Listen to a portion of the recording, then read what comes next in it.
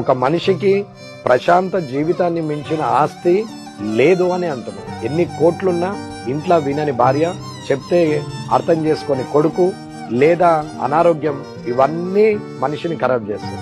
కానీ అర్థం చేసుకొని ప్రశాంతంగా ఉండి 3 పూటలు తిని నిద్రపోతున్నామంటే కన్వీనియంట్ పిల్లలు ఉన్నట్టే లెక్క, అనుకూలంగా ఉన్న భార్య ఉన్నట్టే లెక్క, ప్రశాంతంగా భర్తున్నట్టే లెక్క, ఇంట్లో సంతోషంగా ఉన్నాము అంటే వీళ్ళందరూ సక్రమంగా ఉన్నట్టే లెక్క. అంతకన్నా పెద్ద ఆస్తి ఏముందని?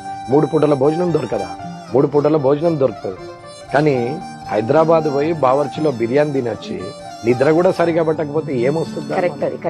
ఇంట్లో పప్పన్నం తొక్కన్నం వేసుకొని 9కి నిద్రపోతే పొద్దున మనం లేచి దర్వాజా తీసినాం అనుకోండి, బయట సన్లైట్ కనిపిస్తే, చల్లటి గాలేస్తే ఆ సంతోషం వేరు.